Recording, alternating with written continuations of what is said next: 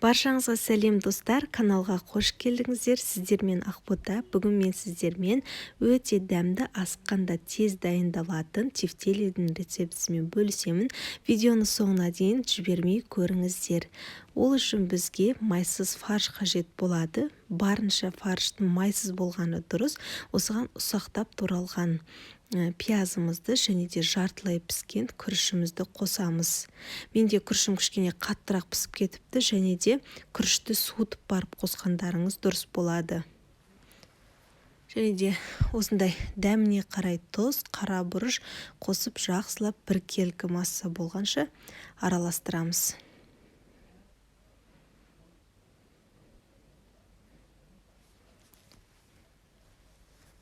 Осылай араластырып алғаннан кейін өздеріңіздің қалауларыңызша қатты кішкентай емес, қатты үлкен емес, орташа көлемде осындай домалақтап аламыз.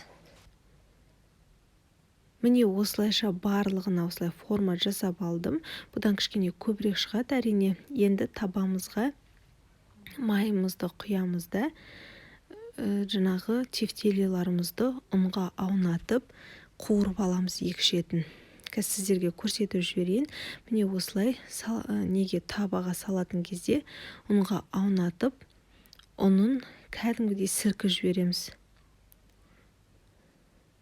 Осылайша барлығын сыйғанынша тефтелияларымызды салып, орташа отта екі шетін қызартып қуырып аламыз.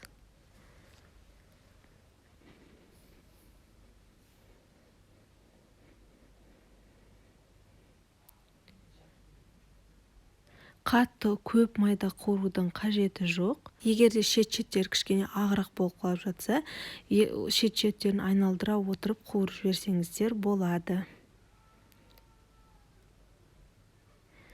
Барлығын сүзіп алғаннан кейін басқа ыдысқа немесе осы табаны жуып, майымызды құямыз да ұсақтап туралған пиязымызды қуырамыз. Біз подливасын дайындап жатырмыз. Үстінен бір ас қасық томат пастасын қосып, тағы да бір 2-3 минут қуырып жібереміз. Пиязды қызарғанша қуырасыздар достар.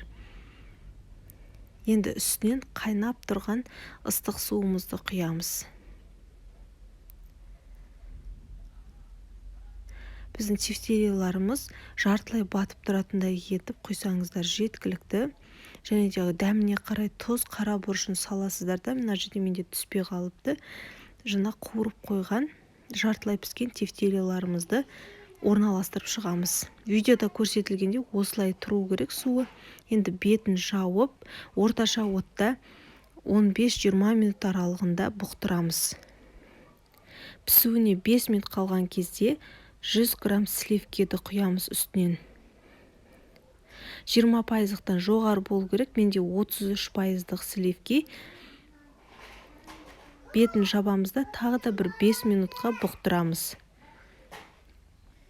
Міне осымен біздің өте дәмді, балаларыңызда, отбасыларыңызда сүйіп жейтін тағам дайын болды. Енді осыны гарнирмен ұсынасыздар. Гарнирге күріш болсын, пюре болсын, гречка болсын, қайнатып ұсынсаңыздар болады. Өте дәмді болып шығады. Міндетті түрде жасап көруге кеңес беремін. Видео ұнаса каналыма тіркеле кетуді ұмытпаңыз. Сіздермен болған Ақбота. Назарларыңызға рахмет.